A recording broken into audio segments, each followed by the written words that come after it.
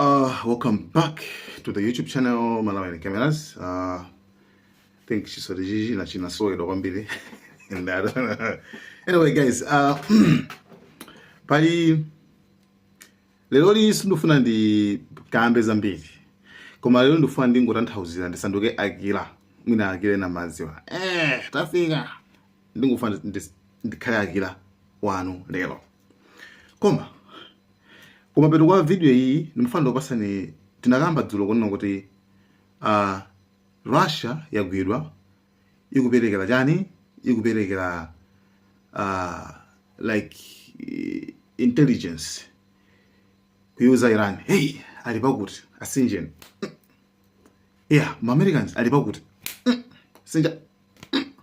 Yeah, they after kuti agwidwa like nkhani yafika kwa dade amamenya kuposa alise padziko pasipano. Anyway, nkhani yafika kwa nani? Kwa dade. Ndeni nakuza nzuzura sinamve kumpali kuza ndi America kuti America iyankhapo chani chifukwa America ikusakasaka imasakasaka so Russia kuti actually ikhale so zichitike abange face off mene zachitikira apa Iran ndi America, right? Nda amasakasaka so Russia ndi Russia ija yapezeka koma ndikupasana video kumapeta kwa video iyi imene Russia Trump wafosidwa ndi tulanka kuti akulu mwamva koma akuti Russia ichatu kuperekera zido ndiye Trump ayanga. You know who's getting nervous? The Russians. They've reportedly been helping Iran with intel, giving them locations of our warships and aircraft. Trump's not worried. It sounds like the Russians are helping Iran target and attack Americans. Koma, listen a bit of anyway, nkhani ili pa Fox News. I mean, I don't know kuti Fox News ndi ndo anje. I mean, ili more political. I mean, more than akupanga ndale kwambiri tu kuposa kuti angolusa nkhani. I mean, I don't know why. Kama Fox News akula pali nkhani. Like, nda kumachita kuchemelera, kumachita kutana, kumachita ifera pakaza kuti si ma news songa verso chiliyonse. Ndipo sanga kuze kuti mbali nayi kwachitika chakuti mbali na kuchitika sanga kuze. Koma interview imene ayika pompanopa, I mean interview imene bwana kapanda kuyika chifukwa interview imene yapanga expose like yayalutsa. Chabo ndifuna nditanthauzula interview imene yayo kambe pa kumapero. So Fox News panali tulankhani wa Fox News amene yeyo anamwira na president wa president wa jana manje anamwira na president wa PUK Patriotic Union of Kurdistan. Tinagamba zokhuza ndika gulu kamene America ifuna ikabuke, right? America ifuna ikabuke kuti akulu tapitalowa mu Iran mukarane muka police mene mu ndika gulu kamene kajako iyeyo kuyambiriro anayamba ndi maonera kuti tufati ndi president wa PUK Patriotic Union of Kurdistan wa ku Iraq amene yuyu gulu limene lili lakhalu gensho ndi America. Ndemo pange check bwino gulu limene lili makhudza kuti makambacha ma Americans omwewo ndamene nawo panga lebo anawatchula anthu akuti ndi ma terrorist koma akuti akhale wakugena ntchito kwa zaka ndi zaka. Remember mumvetse pano kuti gulu limene liliso ndi la Islam mundimvetse pano and ndimachita kuti Islamist terrorist group kuti gululi ndi la chifamba la Islam koma mumve pano kuti gululi akuti lakhalu ntchito ndi America kwambiri kale. How many times ndikangati kamene yena kamba zokhuzana ndi kukuzana kuti akulu magulu nawo anapisa ndi Americans yamo pangada fund ndi Americans chiyo simakhacho ku America ndikangati kamene khanuka ndikuti zimene zonso koma lero zaululika. The Kurds are among the largest stateless ethnic group in the world, with roughly 30 million living as minorities in Turkey, Iraq, Iran, and Syria. The Kurds represent about 10% of the Iranian population. They make up about 15% of the population in Iraq. The groups in Iraqi Kurdistan have a long history of working with the U.S. So lero anayankha ndi president amene yuyu wa PUK Bafo Taliban dzina lake. Ndiye funso loyambirira anafunsa kuti nkhondo kuiona bwanji. Funso loyambirira yankho lake linali simple. Sindikuiona nkhondo ikutsika koma nkhondo iyi ikukwera. Escalation. Let's first start big picture and paint the picture from where you sit of what you see with this war in Iran and what you think the implications are of it as it exists now. We saw the hostilities start surprisingly, and it seems to be a massive escalation across all fronts. Kurdistan has come under attack from several different angles. And I'm not seeing any sign of a slowdown. If anything, I'm seeing an escalation. Number 2. Anamuuza kwanza kuti ndinkhani kuti mupite ku Iran mukamenyane ndi mukamenyane ngati like akuti regime change kuti tisinthe boma mmene chako zikhala za simple kuti mupite nuyo wapasi kumene kujapo ngati ground invasion ndi mukathibulale nawo. Yankho lake nela simple. Sort of thing. But as far as groups on the ground fighting the Iranians, this reporting that thousands of Iranian Kurds are preparing for this operation, where does that stand? There are a lot of Iranian Kurds that deserve dignity and they deserve perhaps better treatment. But as for any actual preparation and armed Kurds, inside Iran, there are elements, and there's lots of political organization, but most of the most effective fighting forces are actually outside of Iran. They're on the borders here. Yes, akuti ku Iran kuli makhudza. Tinakamba kuti makhudzi wa alipo magulu kana ali mmeko kana 4.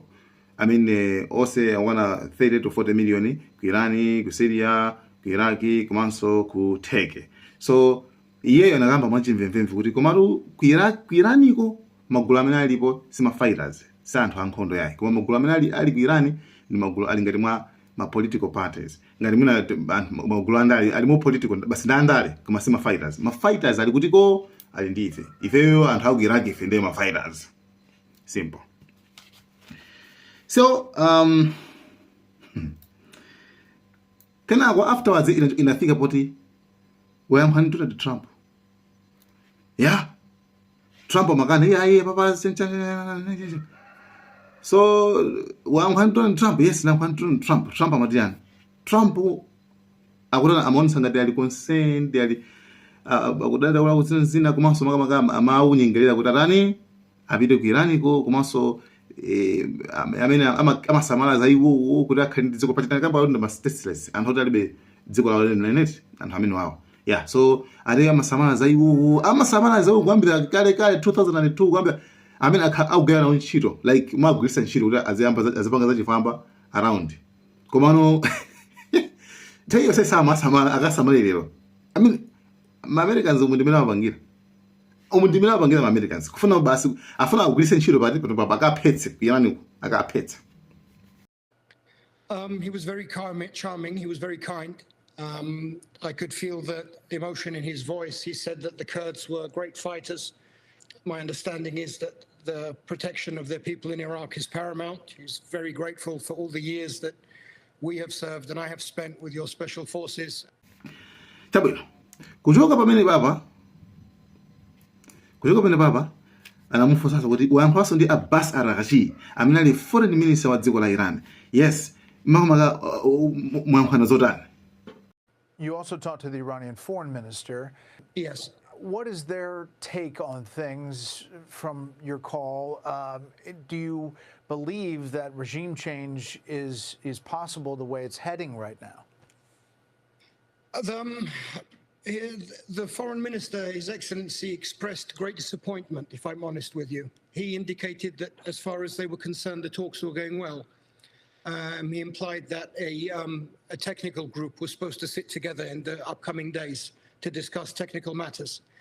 He indicated that this wasn't a war that they were looking forward to, but it was a war they would have to fight. It's definitely existential to them. I got the impression that they were open to some form of peaceful negotiation, which realistically is the only real solution to this issue.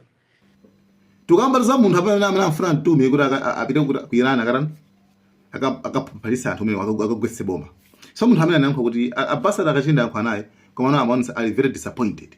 Ayokhomodoka kwambiri kuti ifeyo atipita amene momo tikapangeza nkhondo. Nde anyway komanso ali worried kuti ma Americans nkhani kuza ndi takambirana kawiri konse koma nthawi ina yonse imene tikambirana amatiphulitsa. So ayenjezedwaso amene kuti okay mezi limo it's fine. Defeated and defeated regime change at the moment doesn't look on the cards from what I see. We've seen no uprisings anywhere. We've seen nothing of that. But it's early days. I expect this operation to be long and very difficult. Mutakuona zoti mafuso amene nkulu yakuyankha at least more honest. Akuyankha zimene zili background. Akuyankha ngakhale kuti wankha ndi Trump. Ngakhale kuti media kuti makuti koma iye akuyankha zimene akuzoona. China fuso yana mfusa yokhuza ndi akulu bwanji regime change kumene kubani. Muona zoti pozopita kwasintha bomba chanchani wayankha mosanyengerera. Akulu regime change mukena bai. I don't see that on the regime change doesn't look on the card. Desonzo jani. Pa makhadi bacha. Mukamakazi ganda. Pa makhadi bacha. Si kuonekapo. I don't see that right now. Ndipo wankha kuti sindikuziona zimene zoti tikusintha bomba mene kuti. Anthu awandi gulimina kuti tumafuna livire ku Iran. The Fox News I don't know why I'm going to publish it. Chifukwa angoziya kutsauka. Koma yankhula bwanji. Okay. You think there are difficult days ahead. The president is suggesting that he would only accept unconditional surrender, in his words, to a reporter. So you don't see that right now, that this is on the cusp of happening? I don't, sir. No, I don't see that right now. I think that the regime has been planning for this for 45 years, and you can expect a fierce resistance. The definition of regime change is important. What is the definition of regime change? And is there an off-ramp? Because some could argue that most mission parameters have been achieved. So is there an off-ramp where now perhaps we can try to resolve this diplomatically? Yeah, I think that from the administration... Ndeba nalinkani. Akulu, kodi anthu ayambakale kulowa mu Irani? Pakali pano pali gulu limene lili lazida lalowakale mu Irani layamba nkhondo iyi? Short answer, aye. Just to be clear, so there's no armed cross-border operation happening now from your territory in Iraq involving Iranian Kurds into Iran? Koma, Irani yambakale kuwaphulitsa. Sanalowe Irani sanalowe koma yambakale kuwaphulitsa. So, okay. Chabwino. Ndeiwo anapeka sama concern. Kuti kumano ife ma Kurdistan like anthu ife siti kuyenera kukhala songa di battlefield kuti pa ground pomenyerana. Fa one after kuiso ntchito ndi ma Americans. Azindikira kuona zoti imefeyo tikhale bridge bwanji. Nkhani tizikambirana osati kheso battlefield kheso ifeso tizimenyanaso basiso kachikenaso. Okay, so you know why kuti anthu awawa akudziwa chilungamo. Yes, zimna kufoja ababa kungompa ma facts ukakhala chilungamo chokaka ichi. Komano uzikuvuta pati. Akhala kutafuna ndalama za nifi. Sorry. Akhala kutafuna ndalama za America. Utafuna madola za America. Then tell you that agilishiro dramazo. You understand? Nabeka video kena yetu lankana nabita kumene koko. Anayankhulaso kuti nangasife da America silinga ikane silinga ziwe powerful feni ndani. After mwenye drama za uzija, mwenye drama za nifi. Hey, mugane urati. Ndi simungaze sanze. Ndakuti mani kuti mutani mubire. Koma niyo mukudzaso kuti apa tikatizimulidwatu. Not that I see, and you could argue that that's actually a detriment. Iranians, like everybody else, are very a nationalistic person, and I believe that if they fear that Kurds coming in from elsewhere will cause a split or a splintering of their country, this may actually unify the people and against this separatist movement. Then you have the complications of Turkey. Turkey will have legitimate concerns of this happening. You will have Turkish intervention against the Kurdish troops. At the same time, there is a problem with the Azeris. I think it's a very complicated scenario, and perhaps Kurds being tip of the spear is not the way to go. Mtulankhani nzafusa muone propaganda liya. Mtulankhani nzafusa koma mimi muli ndizo zitetezera kumene kukundima drone ndi missiles Iran ikafuna kupanga attack, kupanga attack. Kupanga attack ku Iran komweko. Muli ndi zokutetezerani nuyo. Nkulu wangu amasavura titilibe. Koma no sikuti zikhala chilendo sife mabomba kuno nde pa haizos. Koma nde muone propaganda ichitika apa. Even mtulankhani akuti anza kuti okay, I got you. Ari izazo zimene America is planning to deal with. Ari zimene America ndithu ikupanga plan kuti ipange deal ndizilizo zimene zakupaseni zideni zoti muzitetezere. Zimene America Iran ikufuna kuti apa basi ipanga deal ndi zimene zozo. Ikupaseni zideni muzitetezera moni madrone akuyana kamabwera ino sakwani sakufikirana. Mona propaganda. Dealing with the drone threat from Iran, because that's what we're seeing most in some of these Gulf countries. Yes. Are you worried about attacks and how to defend against those drone attacks that come in swarms? Not to sound flippant, so it's not our first rodeo, and we have absolutely no defense against any drones. So I think the less time spent worrying about it, the better. Yeah. I got you. And the U.S. is attempting to deal with all of those threats together. It's very interesting to hear your perspective. If you were to say the thing you're most worried about, what is it? The humanitarian crisis. I think the people of the Middle East have suffered enough. And I urge all sides to try to look at a less bloody way to resolve our issues. Akumunamiza munthu uyu banji mamesa anthuwo zinthu zawo zikutha zimaojenzecha ma defenses akutha mabomba akugwera kakukataka kumabeza awo sika ku Israel mabomba akugwera nde akapatsa china makuts aku Iraq akapatsa mabomba kuti ati basi upasana zozitetezera mu Iraq. I mean iyi ndiboza anthu afuna ngowagwisa ntchito nyamatawa basi yanga ogwisa ntchito akagwisa ntchito awataya pina palipo alibenso ntchito the way akhala kwagwisa ntchito zakazonsezi ma-Americans amene and akhala kwagwisa ntchito iwo ma-Americans ma-Israeli kuphatikiza onse pakamodzi akhala kwagwisa ntchito anthu amene wawa yet ku dziko lapansi amauziyani terrorist group terrorist group. These are the Islamist terrorist groups. And I can't do it in bit. These groups simukudziwa abara ulao karapa ulao kapa. Anyway, wakumva osamva sanamve nde chatsala chino kuti ndikupatseni sopano yankho la Donald Trump. Yes, Donald Trump anauzidwa mamawo kuti akulu apsa umizwe ntolankhani yake ichi Russia ikupekera intelligence chaka ku Iran kuti Iran izi popota jana nthaku aku America yanchani nde alafusa Donald Trump mamawo akulu Russia ari kuperekera zina ipereka usati zina koma angoperekera ngati kumauza kuti alipakuti intelligence so Russia Trump wayankhamo sabisa kona kuti Russia is a small problem. Russia yo ndiye ngono poetika zazime tukupanga nazo deal panopa. It sounds like the Russians are helping Iran target and attack Americans now. That's an easy problem compared to what we're doing here.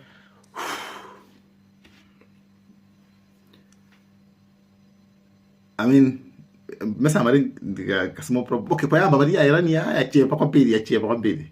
Saka ndiana amene wawa. Lero day 8 yankhondo. Lero day 8 yankhondo.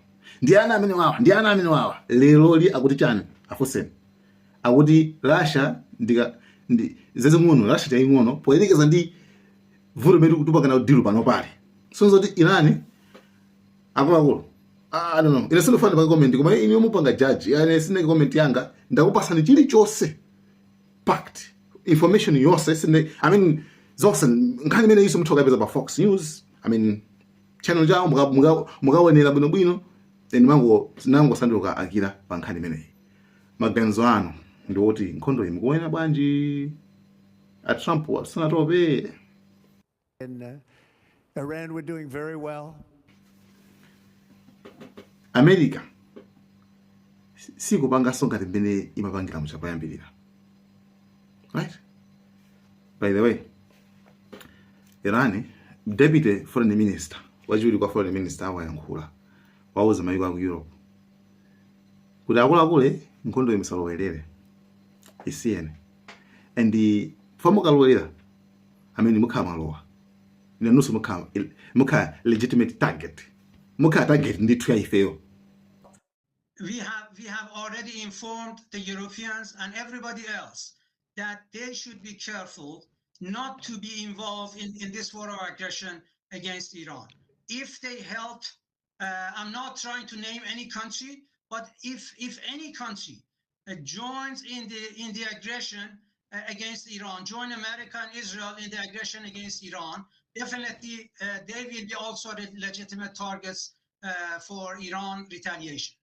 Mayiko aku Europe khala mbali awuzilaro Iran language yake makhala iliyo imene musalowelere tiye nazoni.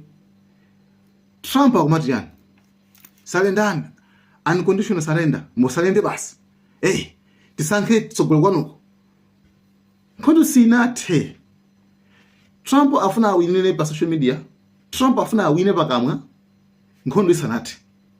Nkhondo isinathe akuluakulu uku language kuti tiye nazoni. Trump akuti ama basi musalende, ama basi tikupanganiza kuti, ama basi I mean tasiyani kaye izo yankhulazo tiyeni kaye pa ground. Amene pena makizo mabowa ka Trump kungofika basi bakuti ineyo ife makuti zikubowa mukusokoneza macheza. Trump akusokoneza macheza awa. Anzani sana kuuza kuti asalenda, anzani sana kuuza kuti agonja, anzani ali pa ground akumenya beyo nkhondo. Inu salendani mukapanda kusalenda basi baba guys never zoti sindufandike comment komano guys thank you so much inu ndamene mujaja kuti situation iliviona bwanji. Thank you so much guys. Malawi cameras.